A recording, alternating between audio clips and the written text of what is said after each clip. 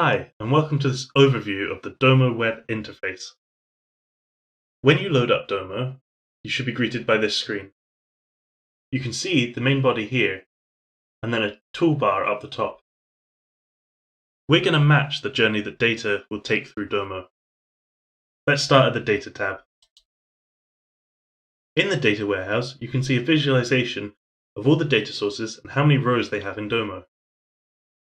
If we click the dataset icon at the side, we can see a list view of these datasets. At the moment there is a filter on, showing only the datasets that I own. Let's check the Google Analytics dataset. Here we can view the data. We can see what cards are connected to this source, and we can change the settings for the data source as it's imported and updated. There's a few other options here. We can see the history of the dataset. We can also see the personalized data permissions, and we can see any alerts that is set on the data. The next icon down is the data flows icon. There are several different types of data flows that we can have in Domo. The most commonly used is the magic ETL. Let's have a look at it. We can open a magic ETL by clicking this ETL icon at the top of the screen. So this is the ETL interface. To create a data flow, we need to first input some data. So let's drag an input dataset tile onto the canvas and select a dataset. We've got some sample data here. Let's just bring that in. Here in the configuration window, we can take a look at the data. This is the data before anything has been applied to it. To apply a transform to the data, we simply find the tile that does the job we want to do.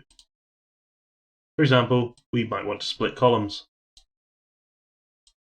We connect up the data source, and then we configure this tile.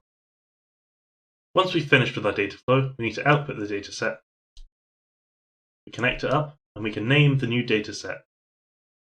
We can also add a data flow name. Once finished, we can click Save, or we can click Save and Run. This will run the workflow and create the new dataset. Multiple datasets can be combined together, and the main function of the ETL is to manipulate the data into a more usable form.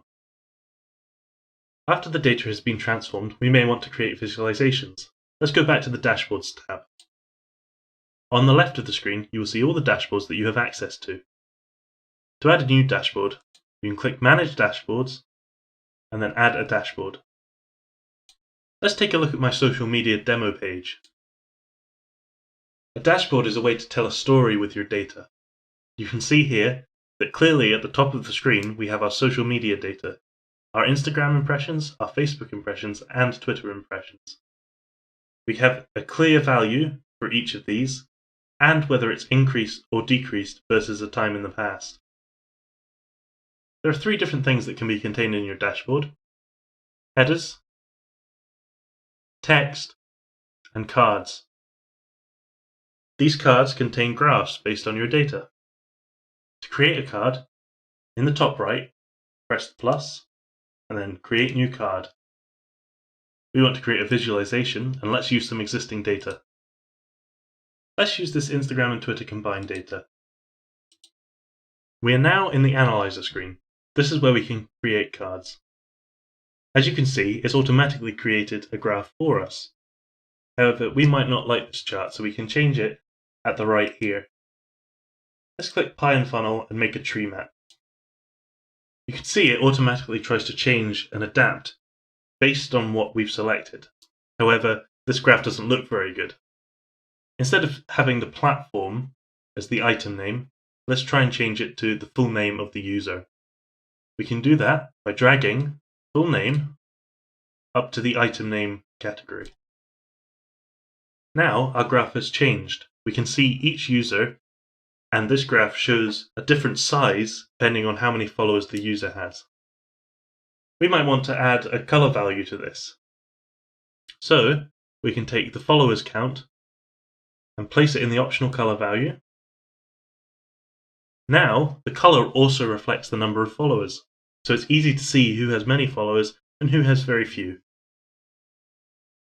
Let's exit out of there for now. Say your data has changed a lot. You might want to set up an alert to let you know whether it's fallen below a certain threshold or changed by a certain percentage. You can do this in the Alerts tab. For example, you can see I have one here that if the sum of quota amount changes by 15% or more, I will be emailed and told about this. Another feature of Domo is Buzz. Buzz allows people to share datasets, insights, and discuss what's going on in Domo. You can message other people in your company from here. In the Domo App Store, you can find a wide range of apps to help you manipulate your data. For example, you could find one that will bring data in from a new source, or perhaps there's a machine learning model that you want to run on your data. All of that can be found in the App Store. And that's it, a brief overview of Domo. Thanks for listening.